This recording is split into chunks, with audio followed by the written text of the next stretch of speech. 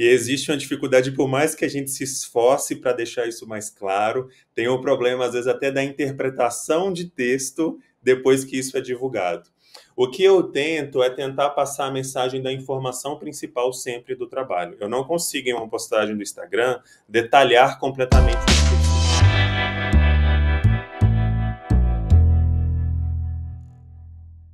Olá, pessoal, sejam bem-vindos a mais um Mandcast. No Mandcast de hoje, eu convidei aqui uma pessoa que está fazendo muito sucesso no Instagram, divulgando ciência com conteúdo, com embasamento científico, e que vai contar para a gente como que é essa jornada aí, divulgando ciência pelas mídias sociais, que é o João Gabriel Souza, dentista, doutor em prótese, hoje é professor também da Universidade de Guarulhos e que lançou o seu perfil profissional chamado Oral Science. Muito obrigado, João, por estar aqui com a gente. Olá, professor Marcelo, olá a todos. Obrigado eu pelo convite de falar sobre esse tema que eu gosto tanto. Que legal. Que hoje está super em alta, né? Essa divulgação científica. O governo tem editado editais aí para estimular isso, diferentes universidades, as próprias fundações de amparo do Estado têm dado muita ênfase nessa importância dessa divulgação científica. E como é que foi a sua ideia de criar esse canal e fazer justamente essa divulgação científica? Sim. O que a gente vê hoje é que cada vez mais a gente está valorizando a informação científica chegar na sociedade. Então, o que está refletindo no governo, nos editais, é tentar trazer essa informação para a sociedade. E isso é muito consequência também do que a gente vivenciou na pandemia. Eu acredito que a pandemia ela deu uma valorização para a ciência que a gente merece, que a gente precisava e que a gente precisa continuar também. E o Oral Science surgiu também durante a pandemia. O Oral Science surgiu em março de 2020, que foi quando iniciou de fato a pandemia. E ele surgiu, na verdade, surgiu de uma maneira até tímida. Então, o Oral Science, desde o começo, o nome chama Oral Science, não tem meu nome no nome do perfil.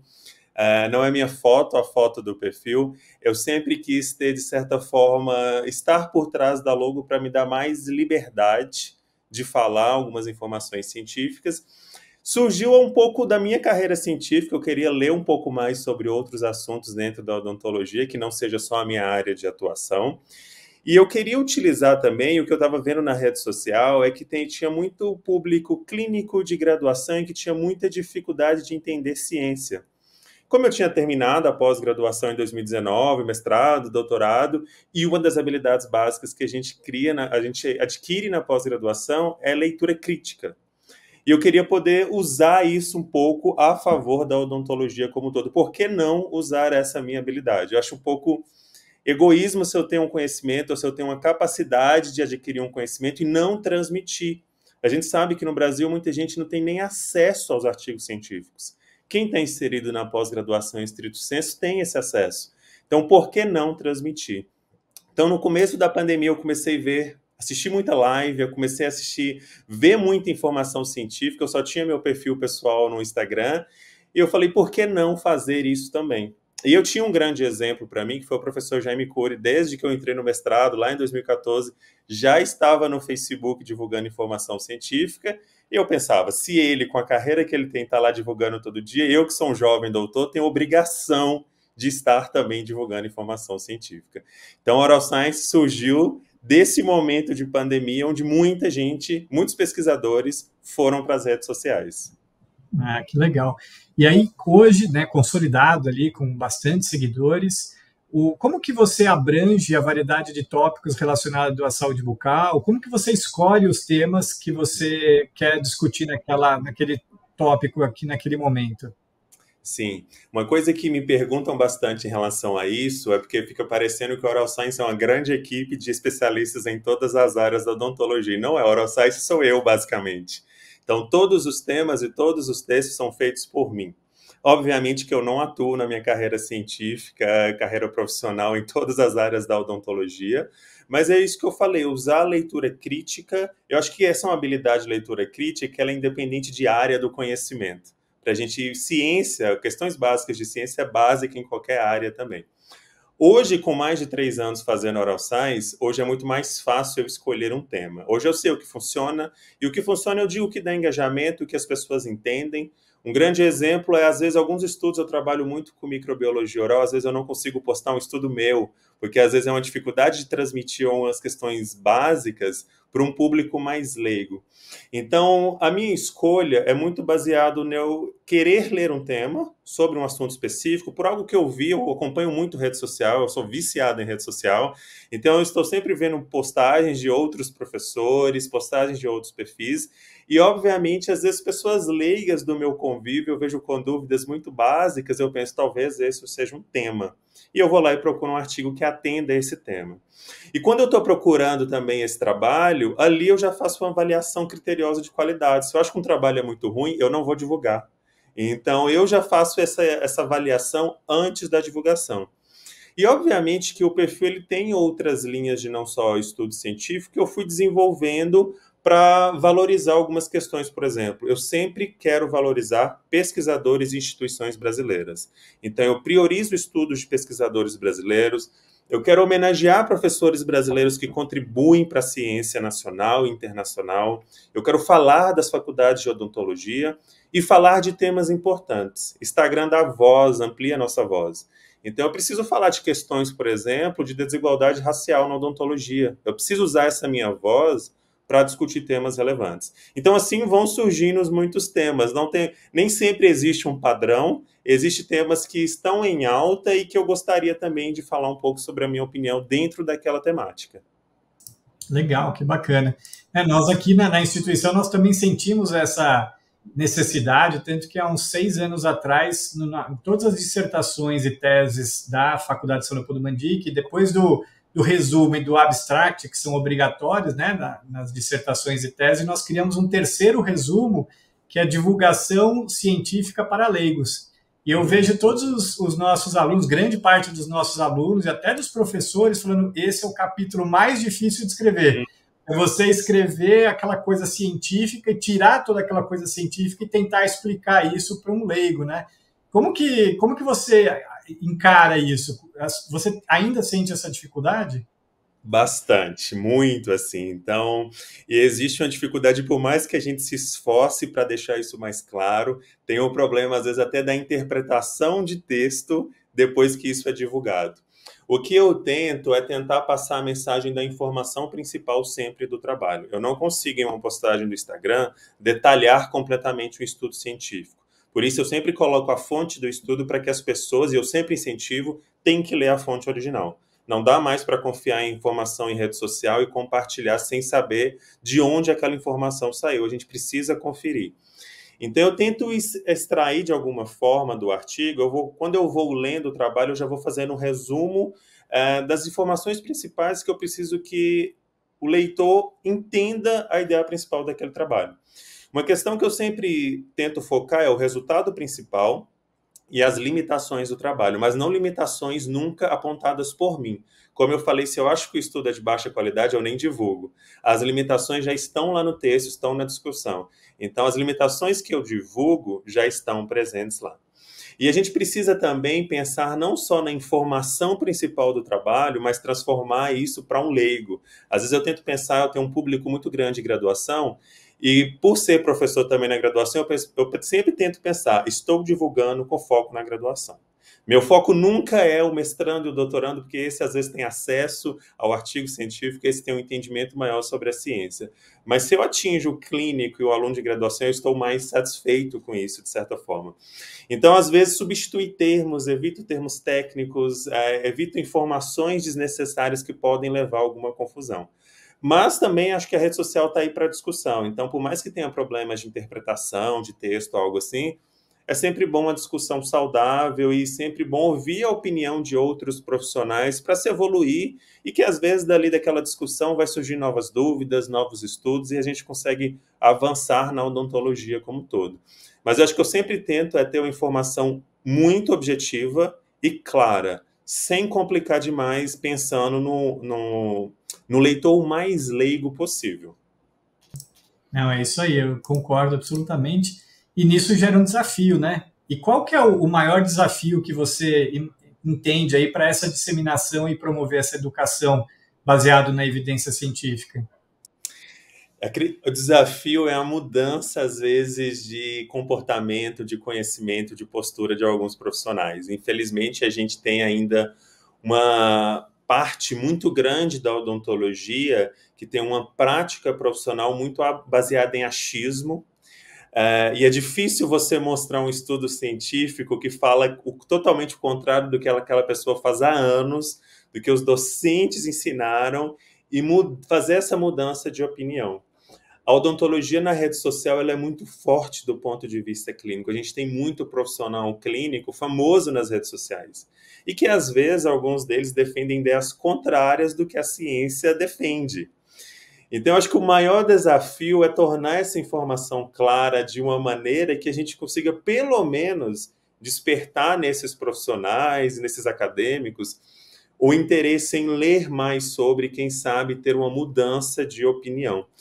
E é difícil fazer isso. Então, assim, normalmente em rede social, as pessoas se sentem um pouco mais livres, às vezes até para ser mais agressivo em termos de comentário. E eu vejo algumas discussões, assim, em comentários e tudo mais, mas acho que o desafio é esse. Fazer mudanças, né? E mudanças simples, né? As pessoas me marcam muito em várias postagens. Por exemplo, eu sou sempre marcado em postagens falar que o flúor é tóxico. Sempre tem. E tem muita gente que não é da odontologia e divulga esse tipo de informação. E muitas vezes eu não consigo convencer essa pessoa de mudar de opinião. Mas eu me sinto na obrigação, não só como professor, mas como profissional da odontologia, de sempre ir lá e comentar e recomendar uma evidência científica. Eu estou fazendo, às vezes, o mínimo, mas é o mínimo que eu posso tentar ajudar. Às vezes alguém vai prestar atenção no meu comentário e ter uma mudança de opinião. Eu acho que a gente precisa de mais pessoas valorizando a ciência, tentando fazer essa mudança, para que, quem sabe, a gente evolua cada vez mais em termos de odontologia baseada em evidência. Sem dúvida, isso é fundamental. E, infelizmente, né, por um lado, felizmente, como você disse, as redes sociais deram voz para todo mundo, mas deram vozes também para pessoas que, com achismos e às vezes até causando malefícios, espalham notícias e fórmulas mágicas, né? Carvão ativado para escovar os dentes e por aí, flúor que calcifica a pineal, né? Então tem um monte de pérolas aí da internet que nós que sabemos com as evidências científicas que isso não faz sentido. E aí, João, querendo saber de você, a ciência está sempre evoluindo, inclusive outras fora da odontologia, e a gente está vendo agora o ChatGPT chegando aí. Qual que é, na sua visão, o impacto do ChatGPT para a educação científica? Esse é um tema que eu acredito que a gente precisa falar muito ainda dentro da odontologia, todas as áreas, na verdade, dentro da ciência. O que eu penso em relação ao ChatGPT e em relação à inteligência artificial como um todo? Está chegando muito rápido e a gente não foi preparado para isso. Eu acho que começa aí. Eu acredito que a inteligência artificial ela tem muito a contribuir com o conhecimento científico, na construção do conhecimento científico. A minha preocupação é que está chegando rápido demais e a gente não foi preparado para lidar com essa tecnologia. Em que sentido que eu digo isso? A gente já tem muita desinformação e coisa errada sem essa tecnologia. Então, a minha preocupação é que as pessoas ainda não estão preparadas em termos de opinião crítica, leitura crítica e habilidade para sequer julgar essas informações.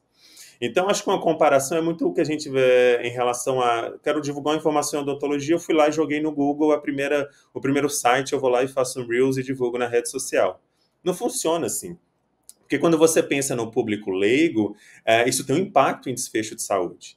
Se eu sou a referência em odontologia para as pessoas leigas ao meu redor, se eu falar com eles, façam escovação com carvão ativado, eles vão acreditar e talvez adotar esse comportamento. Então, eu tenho que ter a responsabilidade sempre com o que eu compartilho. Então, a minha preocupação com a inteligência artificial não é não usar a ferramenta. Eu acho que essas ferramentas vão ajudar e muito ainda na educação. Eu só acredito que a gente precisa, em algum momento, começar uma discussão de como implementar isso. Infelizmente, eu vejo muita discussão de como utilizar, mas eu vejo muita discussão de como nos preparar para utilizar. Porque eu acredito que, ao mesmo tempo que eu tenho que aprender a ferramenta, eu tenho que ainda mais ensinar os alunos, as pessoas, a baixarem artigo, a ler artigo criticamente, para serem capazes de julgar essas informações. Essas ferramentas vão ajudar bastante, mas a gente tem que ter responsabilidade para utilizar. Eu acredito que um pouco que a gente tem de valores na ciência, eu vejo um pouco isso que a gente precisa ter em compartilhar informação em rede social, que é honestidade, que é responsabilidade com a qualidade da informação, porque isso tem impacto na vida das pessoas. As pessoas leem e acreditam, muitas vezes, em tudo que estão lendo nas redes sociais. E a gente precisa entender que algumas informações, elas vão muito para marketing, para ganho profissional, para ganho financeiro. A gente precisa começar a julgar. E para a inteligência artificial, a gente precisa também julgar essas informações. Então, meu receio é que se comece a ter muita divulgação de informação, mas que nem sempre ela condiz com que a gente tem evidência de qualidade. Eu acredito que o conselho que eu daria é usar, sim, essas ferramentas de inteligência artificial, mas combinado com essas habilidades básicas que às vezes a gente aprende na pós-graduação, de entender a ciência, de ler um artigo científico para ter certeza que eu estou divulgando a informação correta. Concordo, e até complementando nessa linha que você está falando, se a gente pede para uma inteligência artificial resumir ou, enfim, tirar os principais pontos de um artigo científico e você não fez a leitura crítica daquilo, se o autor colocou ali qualquer informação que não condiz com os resultados ou que ele enviesou os dados dele, vai sair enviesado de qualquer forma. E você tem que ter essa habilidade de ler, criticar e falar, nossa, ele interpretou errado esse dado, essa tabela, enfim, seja lá o que for, para poder também, eventualmente, até discordar do que está escrito ali, né? Sim, e às vezes a gente precisa pensar, quando a gente lembra de escrita científica e tudo mais, a gente está defendendo a nossa ideia. Só que as ideias têm limitações, nenhum estudo é perfeito e acaba naquele estudo. Só que às vezes aquele resumo do trabalho, o resumo que pode ser gerado na inteligência artificial, não condiz com a interpretação de tabelas, de figuras. Às vezes a gente não lê a legenda, esquece das limitações que estão lá na discussão. Então a informação principal talvez não condiz. Talvez na informação principal, se eu estou testando um produto novo, parece maravilhoso, mas quando eu vou ver de fato a fundo esse trabalho criticamente, às vezes ele não tem sequer uma aplicação clínica. Então, as seções de um artigo científico e princípios básicos de pesquisa, eles não existem por acaso. Se complementam de uma maneira que a gente chega a um resultado. E a mesma coisa de eu ir no PubMed e ler só o resumo do trabalho, não ler o trabalho completo, às vezes não representa o conteúdo como um todo. Então tem que ter muito cuidado ao usar essas ferramentas para talvez estar passando informação que não é de fato a informação verdadeira. É isso aí. João, muito obrigado. Como que é o perfil, então? O perfil é Oral Science, Oral_Science, então quem quiser... Compartilho lá informações em todas as áreas da odontologia e alguns temas relacionados à redação científica, por exemplo. Temas que eu acho relevante em pensar sobre a ciência, sempre focado em odontologia. Então, quem quiser mais acompanhar alguns estudos e ciência em odontologia, segue lá o Oral Science, que sempre tem bastante postagem. E eu que agradeço, professor Marcelo, a São Leopoldo Mandic, por essa oportunidade de falar um tema que eu gosto tanto e que eu acredito que seja tão relevante nos dias atuais. Sem dúvida, é isso aí. Então, muito obrigado, João Gabriel Souza, né, que é o fundador aí do Oral Science, que vem divulgando informações científicas embasado em ciência de verdade ali, para que vocês todos leigos ou aquelas pessoas ali que não têm tempo, eventualmente, ou não têm acesso ao artigo, possam ter aí pelo menos um conhecimento do que está sendo discutido na ciência, principalmente na brasileira, como ele disse aqui. Obrigado, viu, João? Obrigado, pessoal. Um abraço. E se você gostou do nosso Mandcast, não esqueça de deixar um like ali, se inscrever no canal da Faculdade São Leopoldo Mandic aqui no YouTube ou também nos outros agregadores de áudio no podcast que você pode ouvir em qualquer lugar, a qualquer momento. Até uma próxima!